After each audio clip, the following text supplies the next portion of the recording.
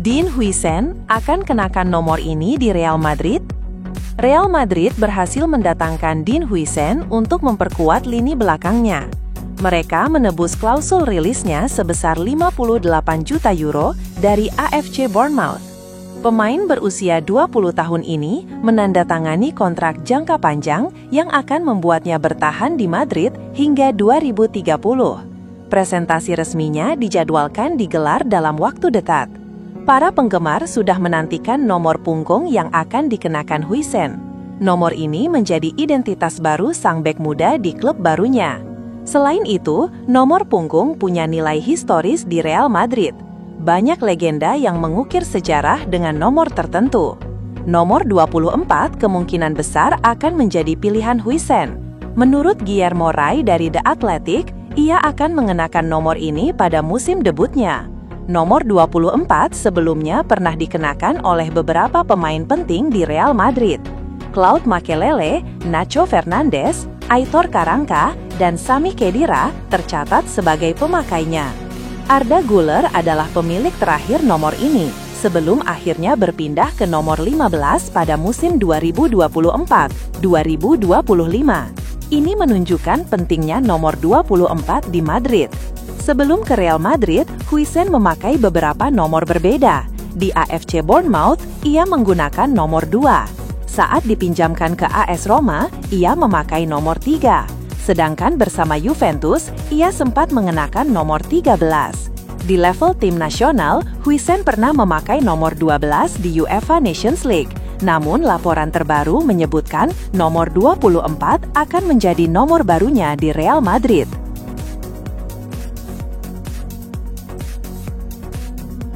Xabi Alonso pimpin sesi latihan pertama Real Madrid fokus pada Piala Dunia antar klub. Xabi Alonso akhirnya memimpin sesi latihan perdana Real Madrid sebagai pelatih utama. Latihan ini dilaksanakan pada Senin, 10 Juni 2025 waktu setempat di pusat latihan klub. Alonso ditunjuk menjadi pelatih Los Blancos setelah mencatatkan prestasi gemilang bersama Bayer Leverkusen. Ia menggantikan Carlo Ancelotti yang sudah berpisah di akhir musim lalu. Kembalinya Alonso ke Santiago Bernabeu membawa optimisme bagi Real Madrid.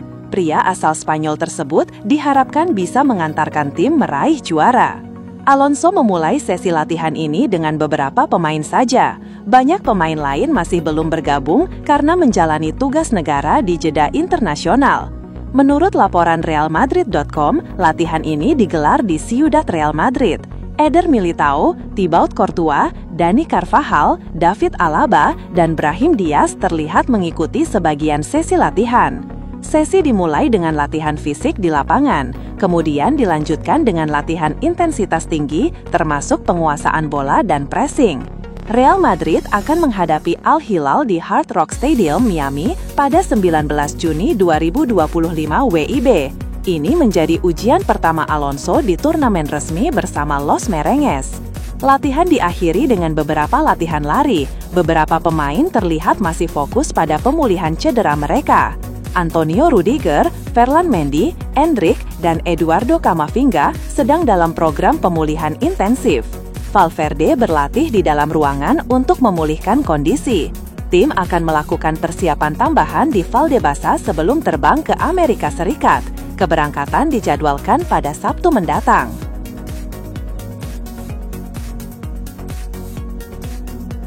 Bek 19 tahun ini akan bela Real Madrid di Piala Dunia antar klub. Siapa dia? Dalam waktu kurang dari seminggu, Piala Dunia antar klub akan digelar di Amerika Serikat. Real Madrid mempersiapkan diri untuk menghadapi Al Hilal pada pertandingan perdana. Xabi Alonso yang baru saja ditunjuk sebagai pelatih sudah menyiapkan nama-nama yang akan dibawa. Beberapa pemain utama tidak akan tampil karena cedera. Dani Carvajal, David Alaba, dan Eder Militao memang sudah berlatih kembali. Namun, keikutsertaan mereka masih belum pasti. Menurut jurnalis Rodra, Youssef Lekhedim atau Yussi akan ikut serta bersama Real Madrid karena krisis di posisi bek kiri.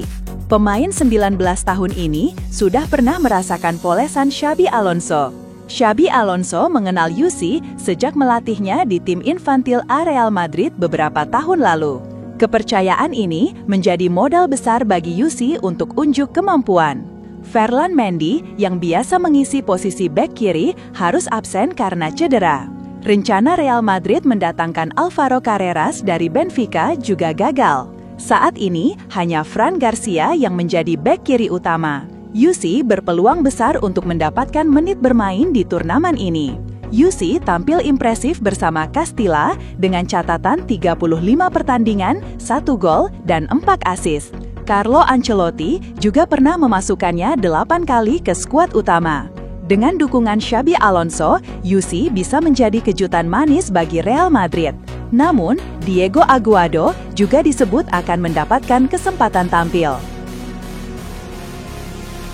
El Clasico sebenarnya, Barcelona raja lapangan, tapi Real Madrid juaranya ekonomi klub.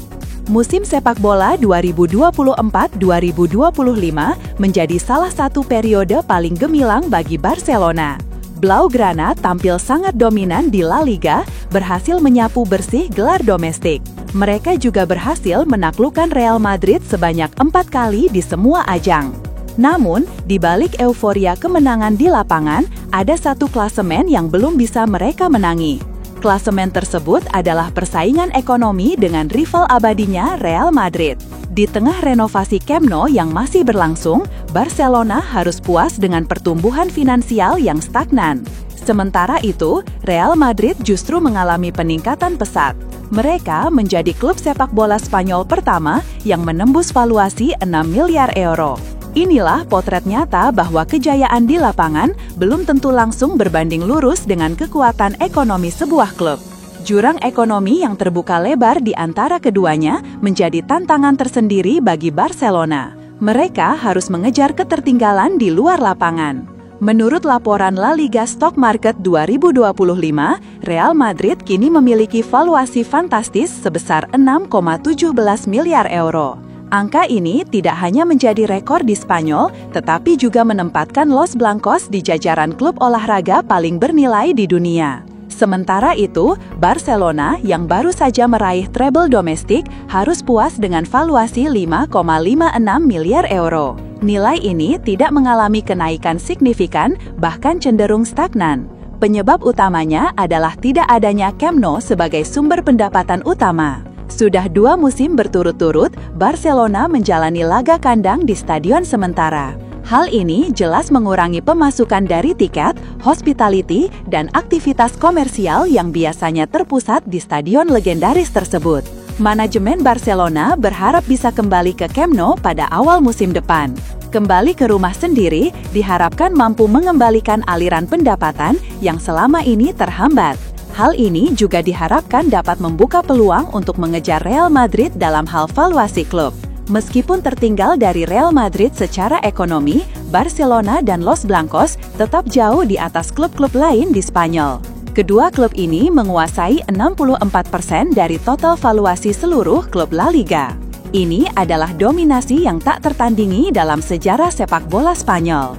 Kesenjangan nilai ini menjadi pengingat betapa besarnya kekuatan finansial dua klub tersebut dibandingkan pesaing domestik mereka.